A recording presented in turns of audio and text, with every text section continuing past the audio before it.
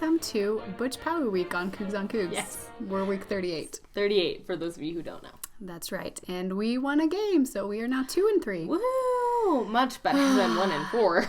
I'll tell you though, I cannot take any more of these close games. I about had a panic attack. I know. You did. In the Ville Edwards Stadium. It was terrible. I think I'm rubbing off on you in a really bad way. But then Taysom gets a first down, and I'm like, we're going to win. It's fine. Remember when he was getting sacked and then he broke away and trucked a fool? Shout out to Taysom. Yes. Anyway, so that was fun. But as always, we're going to start with our quote of the week. So this was actually retweeted by the offensive line coach, Mike Empey. And it is from Phil Jackson. And he said, "The strength of the team is each individual member. The strength of each member is the team." So full circle. Yes. You got that? And then also, ironically enough... Yeah, so Davin Gwynn, in an interview with Sports Nation on Saturday, said that Coach Shork, strength and conditioning coach for the basketball team, always tells them that the strength of the wolf lies in the pack. If you've seen the Jungle Book, that's quoted a lot. Strength of the wolf lies in the pack, and the strength of the pack lies in the wolf. So, similar message there for both the football and basketball team. We have a loaded show today. We talk with Rhett Almond's sister, our star kicker. We talk with Sterling Randle about what to do, eat, and see in East Lansing if you're traveling to Michigan State for the game. And if you are, we're really jealous. And then we have Wendy Brown join us for a lot of our show. We'll go right into coaching from the couch here. And then later she's on to talk Superstition. It's time for coaching from the couch after a win over Toledo. Yay. Good to say that, isn't it? So we have with us a guest coach, Wendy Brown. She is at Wendy_B on Twitter. So Coach Brown is with us for this segment. We're going to start with what went wrong so we can end on what went right. And Jess is going to kick us off. Okay, so there was plenty that went wrong. Yeah. Especially on defense. But I'm going to talk about actually just the second quarter. So the second quarter was kind of miserable. I mean, we had 5 total yards in the second quarter, and we punted 3 times, and everything looked really bad, which was after a first quarter when we scored, almost as much as we have in some of the games this season in the first quarter. Yeah, so things were looking really good. We were feeling pretty good about the first quarter, up 21-7, I think. And then we couldn't get anything going in the second quarter, and I don't know what the deal was. If it was just a mental thing or if there was just complete breakdowns or what. Taysom had a miserable quarter. Receivers weren't catching anything. We Jamal punted didn't 3 play times. very much. Yeah, so we punted 3 times in that second quarter, 5 times in the first half, I think. But then the second half, we didn't punt at all. So yeah, that's true. Anyway, so if we could put together 4 full quarters where we have offense and the defense going at the same time, we could probably win more games. Okay, right. Coach Brown. So what I think went wrong was our failure to convert the ball on third downs. We were 3 for 9 on the night, so that's 33%, which is below what we've been doing on the season. I think we've been at 45% on the season. So I think the good thing was Toledo went 3 for 10, so it didn't hurt us. On third down conversions? Yeah, but I just think the game higher. would not have been nearly as close if we would have converted the ball. And I think that's a problem for Michigan State, so if we can capitalize on that and make up the difference on third down conversions, we could do well this Saturday. Mine kind of goes along with Jess's, just defense in general.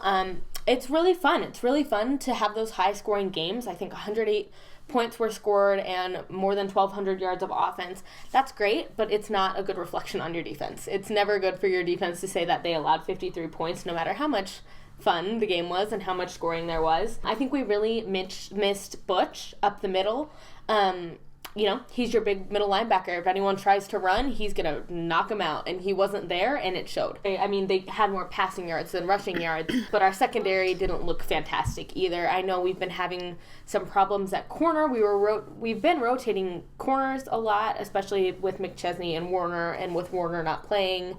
That was a big deal. We were rotating in Matt Hadley and Kai Nakua at safety a lot. I'm not quite sure why, but it looks like Matt's been playing well. No, Matt has been playing well, but with defense, it's kind of... and I know they were talking about this on the Royal Blue podcast that Brian Logan does, but it kind of gets in your head when you're supposed to be that defensive starter and you're rotating in every series, every play, whatever. But 53 points allowed is never good. Let's move on to what went right? I will start that out with the first play of the game, actually. So, Ty, it really was a stroke of genius. Everyone's been waiting for that genius from him. But the first play of the game was Taysom with a 75-yard bomb, just absolute bomb, to Jonah Trinnaman, who caught up with the ball, ran right into the end zone. It was perfect. And what it did was it told Toledo, you can't stack the box because we're a passing threat. So I really like that, because we've kind of been getting, Jamal had his best game by far this week against Toledo, and because defenses were stacking the box to shut down Jamal, so this was us saying, hey, don't do that because we can pass. So aside from just how beautiful that play was, it really opened the field up for Jamal, and Jamal is how we won the game. So I thought that was a really great thing. Well, and I think that just set the tone for the game. I think it would be a completely different story if we weren't the ones to score first. True. Oh, so true. For me, obviously Jamal, we're not even going to talk too much about that because it goes without saying. Yeah. What do you say about that guy? He's amazing. You don't win without Jamal, period. He literally did carry that team most of the... What was that tweet from, I think it was from Laura Walters, that said, the team looked back and saw only one set of footprints, and Jamal said, that was when I carried you. That sums up Jamal's game. We'll leave it at that. Yeah, so we're going to talk about a few other things that went right. So for me, it was that we had a tight end that was our leading receiver. Tanner Baldry, right? Yep, and then we also had catch there at the end. And then two fullbacks who had a bunch of yards. Fullbacks. So Algie had 13 yards and 24 yards, and then Braden Al-Bakri had a play for 19 yards. And Braden Al-Bakri and Algie both had some crucial blocks. Oh, yeah. Jamal doesn't get those yards if people aren't blocking for him, so that's why you have your fullbacks, right? To get those yards and to block. So those are both positions that I think we'll see utilized more and more, but it was good to see, especially with the tight end position, to have as many yards as he did. He was our leading receiver behind Jonah. Coach Brown, what do you have? For me, I thought what went right was we finally learned how to convert our defensive turnovers into points, and not just points, but touchdowns. So we had 2 interceptions. Both of them led to touchdowns the next drive. It's music to my ears. Yeah, and I think it shows how important that is when you contrast that with the 3 games that we've lost. In those 3 games, we had 9 turnovers. 5 of them became scores. No, 4. 4. And it was 3 field goals and 1 touchdown. And then 5 of those turnovers just, punted, end of the game, whatever it was. And so that's a big deal, I think. The other thing, too, is our offense didn't have any turnovers. Oh, yeah. 0 turnovers. So what we were saying before the show is that when you're scoring off of turnovers, that's fantastic. But it's even better when you're scoring off turnovers and not allowing them the opportunity to do the same thing. Absolutely. We are so excited to be joined by Rhett Almond Longshore, all the way from California. Kara, welcome. Thank you. Glad to be here. Kara and I actually go way back. We lived in the same hall freshman year in Taylor Hall and Hillman Halls. So, shout out Hillman Halls. But now she has a brother who is just no big deal, the superstar of our team this week. No big deal. So her brother is Rhett Almond, who is our kicker. And if you don't know, he kicked a literally last second, like 2 seconds on the clock, 19-yard field goal, ice in his veins to give us the win over Toledo. And we were just saying, without our kickers, without Jake and Rhett, we are 0-5. So we figured it would be a good opportunity to get to know a little bit more about Rhett, because the kickers kind of, lay a little low. You know a lot about Taysom, you know a lot about Jamal, but what do you know about Rhett? So we're going to help you out in that department. So first things first, we want to go back to that moment against Toledo and just ask you if you could explain to us, maybe the course of your emotions as his older sister, like what you were feeling in that, moment leading up to the field goal and the make and all of that. We should mention Kara is the oldest, and then Rhett is the second oldest of 6 children. So. Yeah, so, oh my gosh, I don't even know how to explain it. Like, it's just crazy because it's a lot of mixed emotions, because I feel like part of me wants him to, like, get the opportunity to make the last-minute field goal and win the game, but then the other part is, like, they should just score a touchdown, so it's down to that. So it's a lot of mixed emotions, but and I was totally stressing when they were, like, on the 40, and I was like, okay, he hasn't kicked that far before in college, and so I think we were definitely stressing. But once they got their first down in the red zone, I was like, I was able to relax a little bit. I think we're all able to relax, and we're like, okay, he can make this, he can do this. So, when he lined up for the kick, I mean, like, literally my stomach was just in knots, like just totally sick to my stomach. Yeah. But then I also had full confidence in him because, I mean, this is a PAT and he, has been doing this his whole life. He kicked it and it was good, and relief, excitement, and my mom was like crying. So you got to watch it with the rest of your family? We actually didn't. So my family, my parents were actually on the way home from my sister's a cheerleader for the high school team, so they were on their way home from that game, so they were actually listening to it on the radio. Oh no. So they weren't even watching it. So me and my husband were at their house watching it. And then they walked in the door probably like 10 minutes after, and so then we were all kind of celebrating together afterward. But yeah. Oh my gosh, I can't imagine having to hear that on the radio. But yeah, so basically the range of emotion was just everywhere. Yes, exactly. Every fan I think was going through that, so I can only imagine how intensified it was for you guys. Next, we wanted to know if you have a favorite, either like a favorite game or moment or thing about watching Rhett, or if your family has any like favorite traditions that you do during a game, after a game.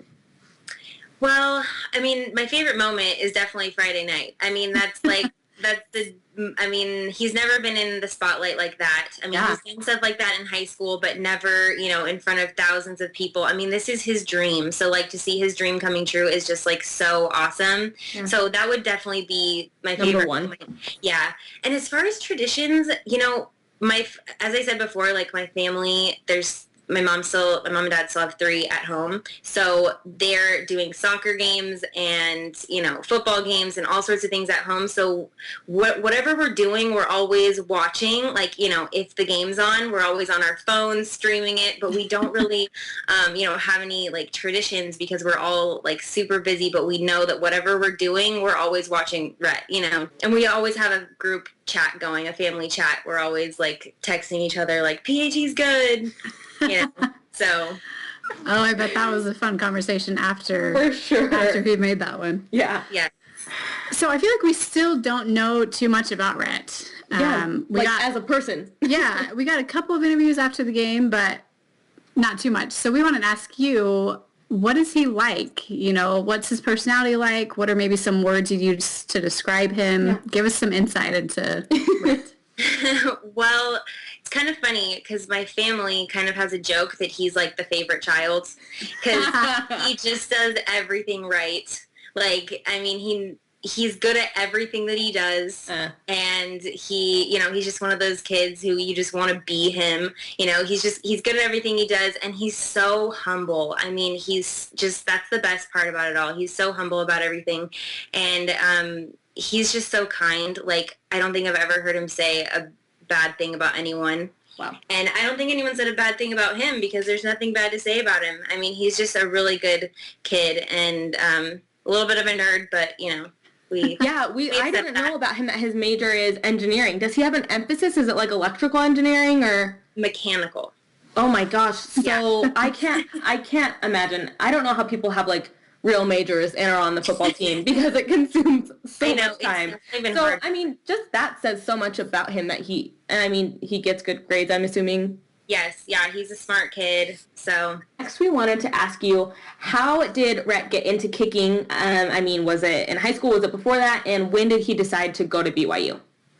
So he started kicking his freshman year of high school when he joined the football team. Actually, let me back up. In 8th grade, he was in robotics. So me being his cool older sister, him to when he started high school, I told him to join the football team so he could be cool. Duh. And so basically, then he realized he was good at kicking.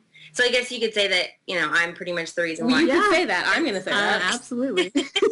So he started kicking when he was a freshman in high school, and he just realized he was pretty good at it, and he always wanted to go to BYU, though. That was, my parents both went to BYU. That's where they met. So it's just been his dream to go to BYU ever since. It's cool because there was a picture somewhere on one of the websites, on one of the articles of these boys, like, all getting autographs from Rhett, and it was so cool. It's so cool to look at that because 10 years ago that was him. getting all the autographs of the football players. And so it's just so cool to see him like, you know, living his dream, but this is what he's like always wanted to do. Also, when we grew up playing soccer, actually, both of us played soccer growing up, and so we would play soccer in the backyard all the time. And we had 2 poles that were like part of holding up our patio that was our goal, and the house was right behind us. And so we would always play, and one time he kicked it so hard it flew up and over our goal and like into my parents' window and broke their window.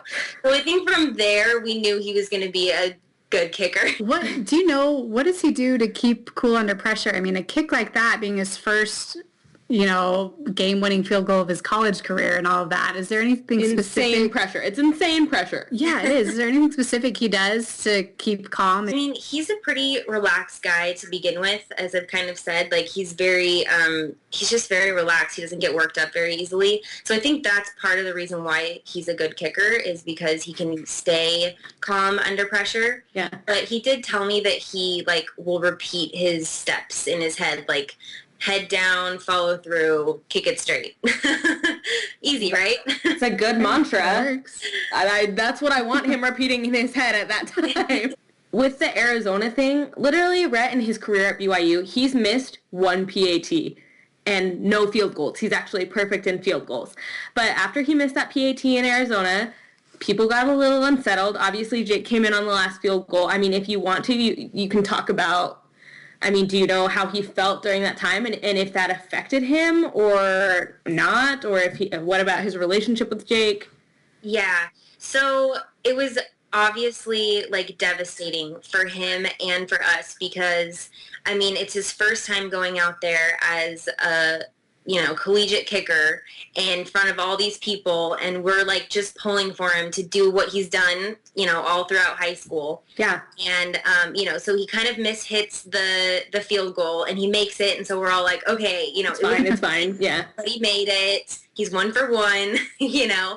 So it was like, okay, and then when he missed that PAT, it was like seriously so devastating because we were just like, he's never missed a PAT in his entire life. You've seen him do it a million times. Yes. Like we've seen him do that just over and over again. And so it was hard for us to think that everyone else didn't know, you know, what a great kicker that he really is. Right.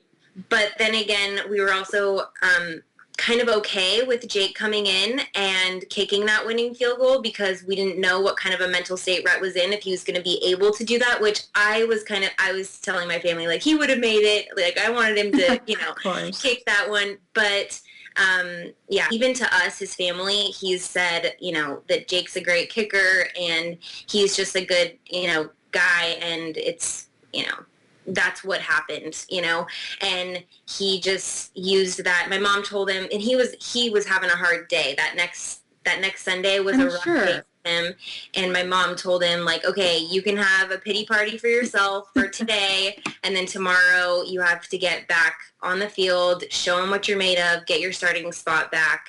And so that's exactly what he did, which is awesome. It's really great to see Rhett get to be able to do what he does. I mean, he was literally perfect in Toledo. He nailed every PAT and just did his job, and I just really felt like we could count on him. So we are glad to have him on the team, and we're happy to get to know him better. We have another away game this week, so it's time for another Along the Trail to Fame and Glory segment. And we have with us BYU Communications alum, Sterling Randle. Welcome. So you can find him on Twitter at stir_fry_. Don't forget the second underscore. We'll put that up so you can read it and find him. Great follow, great BYU fan, but also he's a Michigan State fan. You want to ask Sterling his expertise since he grew up there. Mm-hmm. And the game here this Saturday is at 1:30 Mountain, 3:30 Eastern at Spartan Stadium in East Lansing. So we also forgot to say where you were. In case you're wondering, Sterling is in Mississippi. Yeah, it's kind of weird. I'm in Mississippi. I went to BYU. I also love Michigan State. No, my dad taught at Michigan State, and then it was crazy how it all worked out, but then he ended up teaching at BYU, and then my family moved to Utah. But I spent my formative years in East Lansing. I have a 5-month-old son, and I named him Izzo after Tom Izzo. I was going to mention State. that. It's amazing. Michigan State's kind of had a profound influence on my life. I am a BYU alum. I haven't had to worry about BYU and Michigan State playing, but First ever meeting. yeah, first ever meeting. We have played each other in basketball, but that was a while ago. Like it was 10 plus years ago. But I don't know. I'm definitely going to be rooting for BYU this year. Sterling has 3 places to eat, 3 things to do for fans who are traveling. And I don't know, have you talked to anyone who is? I know some people are traveling. Yeah, I've heard a few people that are going. It's going to be a great game. Let's start with things to do. Watching the Arizona recommendation, he said that they had Stunning Beauty. No, Stunning Beauty is not 105, 106 degrees. This game, this weekend, checking out the forecast, it's going to be in the 60s and the 70s. This is going to be Big Ten football weather. Like, it is going to be perfect. So a lot of my recommendations, 2 of my recommendations of things to do are going to be outside. The first thing, you have to check out the fall colors. East Lansing and the surrounding area, the foliage, and you're going to hit the foliage change at the perfect time. So go out on a nice country road and get lost. Have Siri help you find your way back to your hotel, but get lost. The trees are so tall.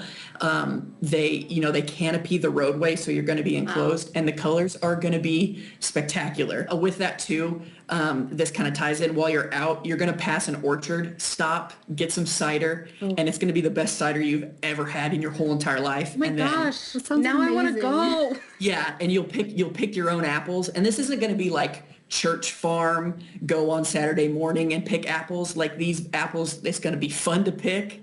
They're going to be huge, and like I said about the cider, they'll be some of the best apples you'll ever have. The second thing, since a lot of people, you're going to go to the game, you're going to show up a few hours early. You don't want to have to mess with parking or whatnot. The second thing is to just walk around campus. The Michigan State fight song, Falcon Fight, it starts off on the banks of the Red Cedar. There's a school that's known to all, right? The school that you're going to, it's on the banks of the Red Cedar River. You have to walk around. It's iconic.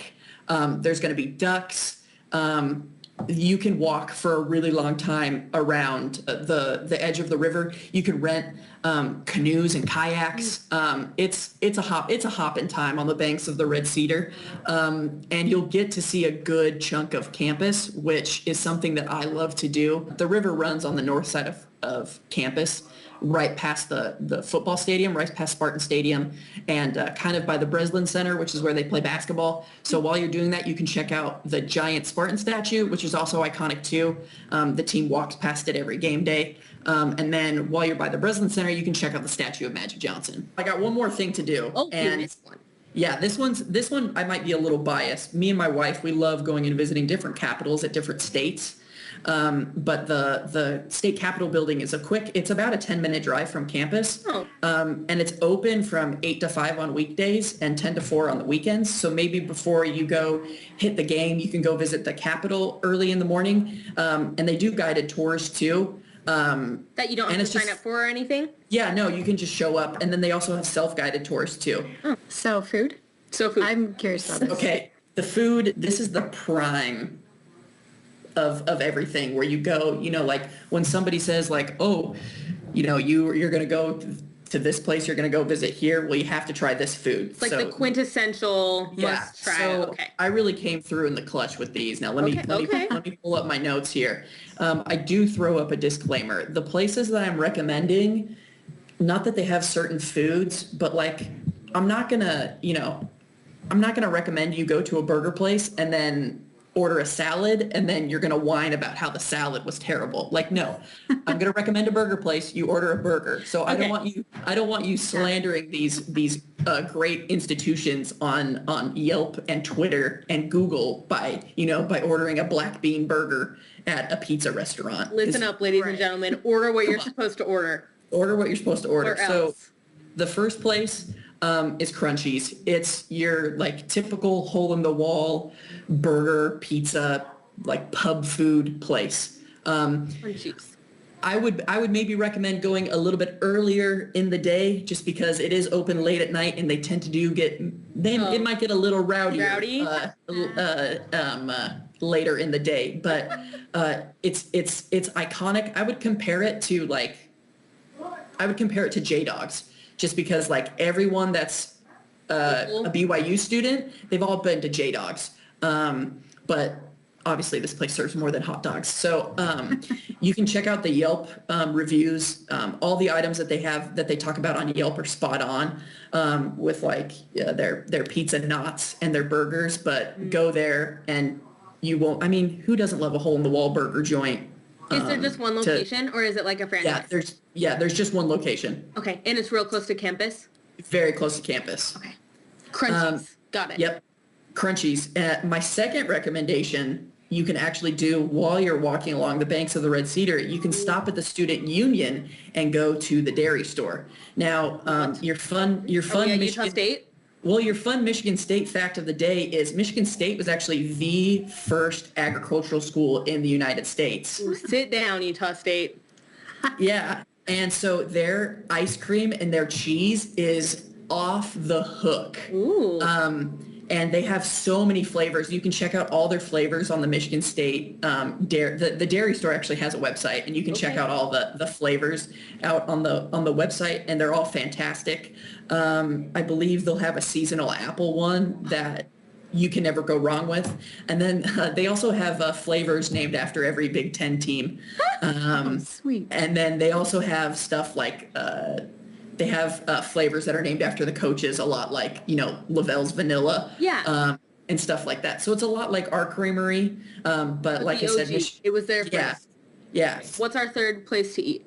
Okay, my third recommendation, I give a big disclaimer to it. So like I said, I grew up in East Lansing. Actually, I grew up in outside of East Lansing in a town called, it's not really a suburb because, it's Michigan. It's not that big. It's a town. It's a township that's right next to East Lansing. It's called Okemos. And it's pretty much like the Orem to Provo. Okay. They're essentially the same thing. We were a short, 12-minute, 10-minute drive from campus. But as a kid playing soccer, playing t-ball, after a game, we'd all go to the Tasty Twist. And the Tasty Twist had... How cute does that sound? the best soft serve you have ever had in your whole entire life. Watch out, Macy's Kong Cone. Here comes the Tasty Twist. Yeah. Unfortunately, a couple of years ago, it closed, and it's changed locations, and it's under new management. And going back and looking at the Yelp reviews that people have written about it, you're either going to love the Tasty Twist or you're going to hate it. So that's why this is my third recommendation, and I give a disclaimer with it. I'm kind of regretting not going to this game. I know. Now I really want to go and eat all the apples and get lost on country roads. Seriously? Okay, Sterling, you really came through. So we have Wendy back, and we are going to talk about talismans or superstitions or things that fans might do before games, during games, whatever it is. It's only weird if it doesn't work, right? That's what people say. That was my favorite ad campaign that I've ever seen. Who was that? Nike or Gatorade? Oh, I felt like it was Budweiser or something, but I don't know. I think it was Budweiser. I just Mormonized it. Sorry. Gatorade. We still like it. Wendy, why don't you tell us about some of your talismans? Yeah. I feel like this needs some background, maybe. It so does. You understand a little bit about me. Let's do that. Going way back, actually. So my grandma was superstitious, very superstitious. Super superstitious? She was super Got superstitious, it. not just a Not little just a little stitious. And so when she died, I got a troll that she used to take with her for bingo nights. That was her good luck charm. And it wasn't until I was 17 years old that I started realizing all of these weird things were probably tied to my grandma that I would just do. So for law school competitions, I always wore the same ring because that was good luck. So anyway, with Did BYU you win? football, yeah, we were super all good. right. Yeah. It's only weird it doesn't work. No, for real though. That's because it was just like a comforting thing. But, yeah. So this season has been really frustrating for me because I have not yet been able to narrow down the Figure thing out that will work. Yeah.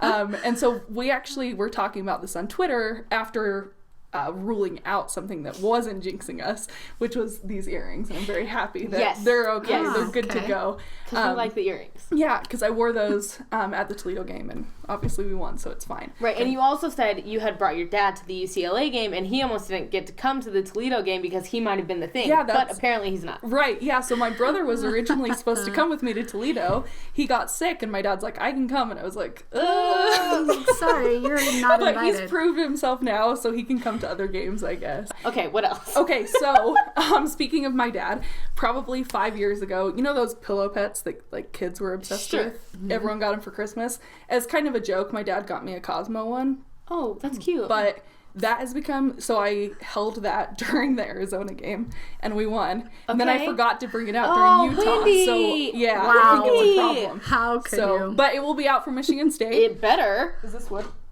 And I think it'll work. Is this what she said? And so that's my Cosmo pillow pet. It's up there.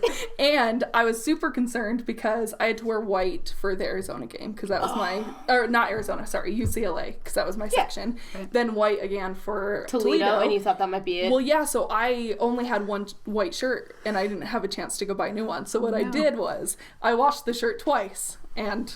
Oh my gosh. And it worked. And it worked. It did. So this is it's only weird if it doesn't work. We know you all have these, so you need to send them to us. Like, literally, please tell us and we'll retweet some of the really good ones. But I know we also wanted to talk about Kalani's hat. Yeah. Because Kalani is in on this too. I know that that was a question at the coaching show, I think 2 weeks ago. They asked Kalani if he did anything. And he said that he will move his hat in different ways if one way is not working.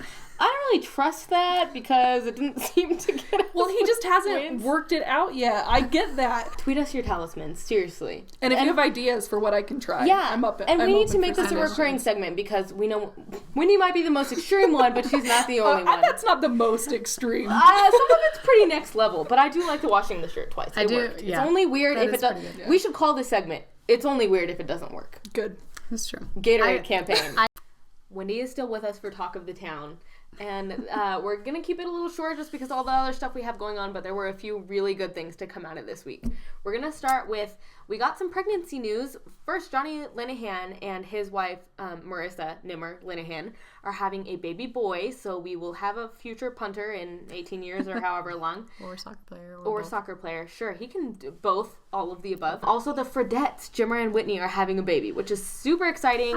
They're having a girl, so maybe a little mini Whitney cheerleader, or maybe she'll just be amazing at basketball too.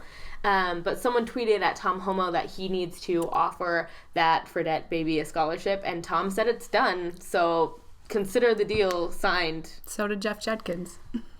So they're set. Yeah. Speaking of Jimmer. Yeah, so Jimmer put up 37 points for the Rockets. 33. The NBA got it wrong. The NBA thinks higher of Jimmer, but not high enough to let him in their league, so I guess. 33 points, right? Yeah. 8 rebounds, 8 assists. Almost a triple-double for Jimmer. Look out, King Collinsworth. Anyway, Jimmer should be playing in the NBA. That's the point of what we're saying. You know who is playing in the NBA? Kyle Collinsworth. Kyle Collinsworth. Shout out. Whose birthday was yesterday. Happy birthday, Kyle. Yes. Speaking of also Johnny Linehan, going back to Johnny Linehan, he had a pretty funny response to Jake. Yeah. Kicker. So Jake Oldroyd is opening his mission call apparently, and Johnny Linehan's response was, "Awesome, bro. You are going to love serving in Boise." Which he would love serving in Boise. Yeah, we got someone a little biased over here.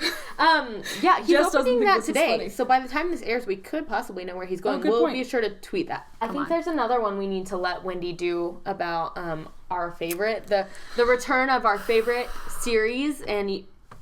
Tanner Mangum Modeling Co. We've talked about this like 2 weeks in a row. We talk about it like every week. That's true, but he finally delivered.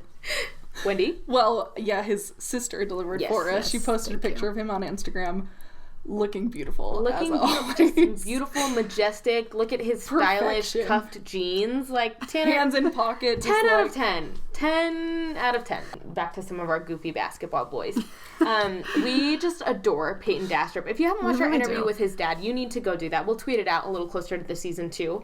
But he's like the best rock leader around. He goes to volleyball games. He goes to soccer games. He goes to everything. Is this at football though? This is at the football game. He's holding up a Get Loud sign. He's just like, I don't know. You love the athletes that are fans of the other athletes, right? Of course. Yeah, it's cool to see him not just there, hanging out, watching the game. Too cool to talk to anyone. Yeah.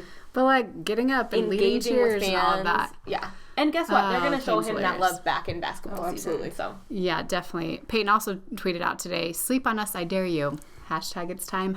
#Young Guns. So BYU basketball practice started yesterday on Monday. Hallelujah. And just like a month away until exhibition games start, and then we have actual regular season games in November.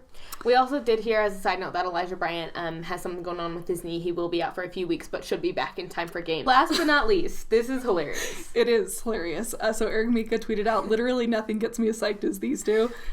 You'll show the picture, right? Yeah, with the cracker and the fake cheese. What do you even call those? Disgusting? Yeah, Transat in a container? And then our good Twitter friend Robbie replied, I'm already liking this year's teams better than last season's. And he quote tweeted Kyle Collinsworth showing his kale, spinach, and dandelion leaf. If there ever was a stark comparison. That's it.